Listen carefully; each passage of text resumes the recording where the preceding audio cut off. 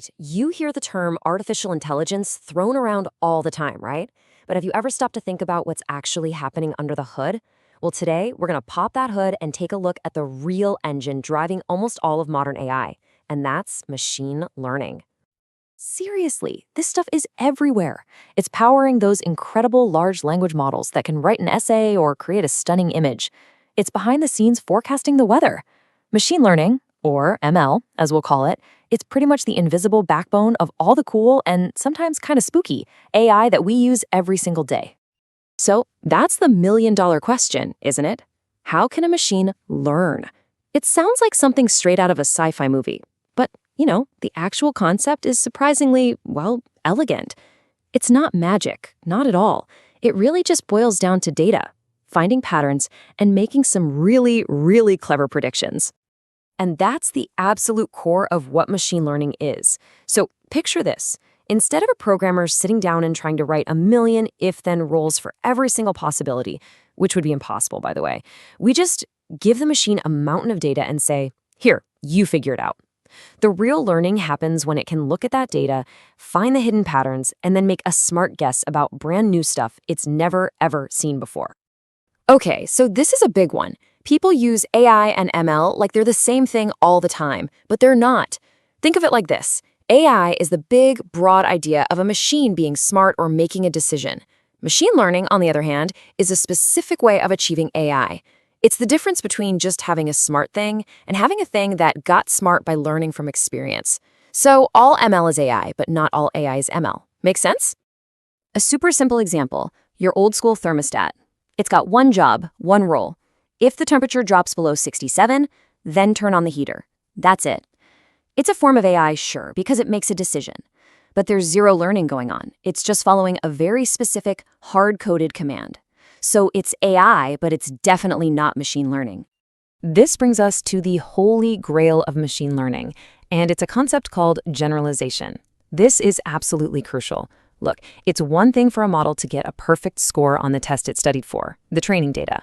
But the real test, the only test that matters, is can it take what it learned and apply it to new, messy, totally unpredictable data out in the real world? That's generalization. So let's see how this actually works with something like spam filter. The old way would be to write a bunch of rules, right? If the email says win money, it's spam. But you'd be writing rules forever. The ML approach is way smarter. You just show the model thousands, maybe millions of emails that a human has already marked as either spam or not spam. The model then works backwards, almost like a detective, to figure out for itself what words, phrases, and even sending times are the biggest red flags for spam. It learns the patterns on its own. So how do machines actually do this learning? Well, the whole process really breaks down into three main approaches, or you could call them learning styles. First up, we've got supervised learning, and the key word here is, you guessed it, supervised.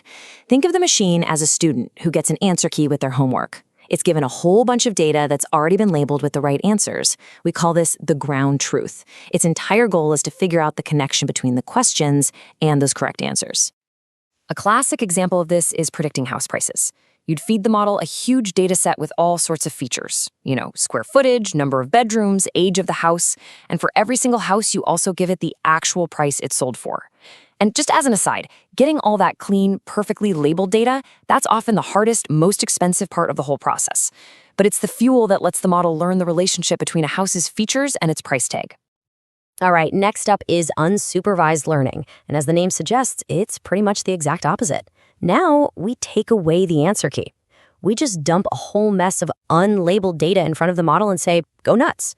The goal here isn't to predict a specific answer.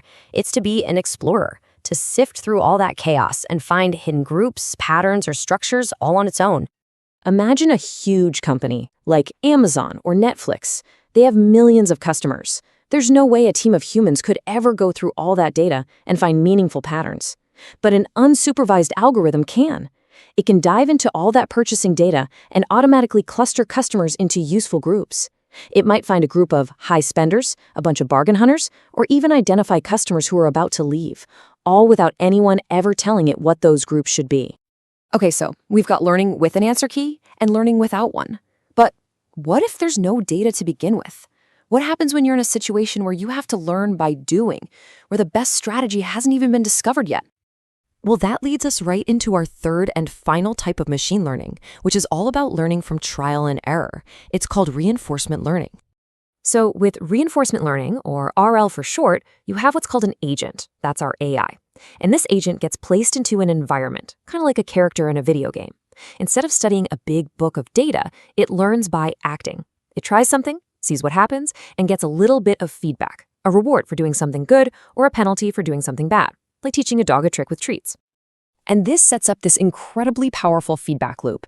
The agent takes an action, the environment changes, it gets a reward signal, either positive or negative, and then, this is the key, it uses that feedback to slightly tweak its internal strategy, its policy.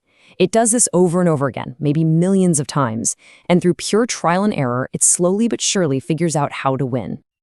And what's really mind-blowing about RL is that it's not just chasing the next quick win, it's learning to think long-term.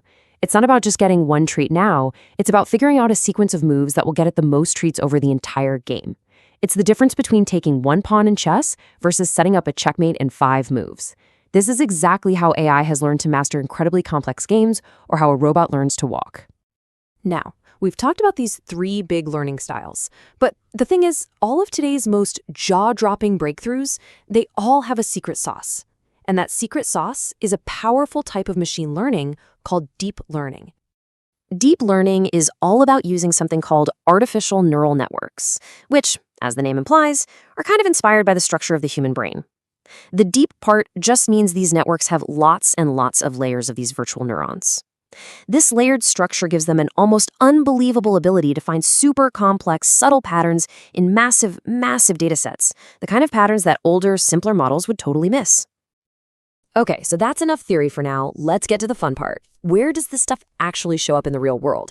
Because I guarantee you, you're using it every single day without even realizing it. I mean, it is everywhere.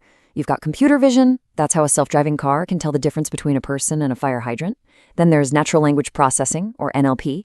That's the magic that lets you talk to a chatbot or get instant translations on your phone. And in the world of finance, they're using it to forecast everything from the stock market to tomorrow's weather.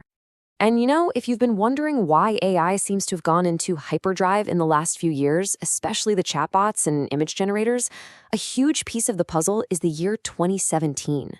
That's when a new type of deep learning architecture called the transformer was invented. And honestly, it wasn't just an improvement, it was a revolution. It's the design that made all of the modern generative AI and large language models possible. So, let's wrap this all up. What are the big things to remember? 1. Machine learning is about letting machines learn from data, not just giving them a list of instructions. 2, they learn in 3 main ways: supervised, unsupervised, and reinforcement learning. And 3, deep learning with its powerful neural networks is the supercharged engine that's driving this whole AI revolution we're living through right now. At the end of the day, it's this ability to learn from data that makes machine learning such a game-changing technology. But it also leaves us with a really big and kind of heavy question to think about. If these machines are learning from the data we give them, from the world we create, what do we actually want to teach them next?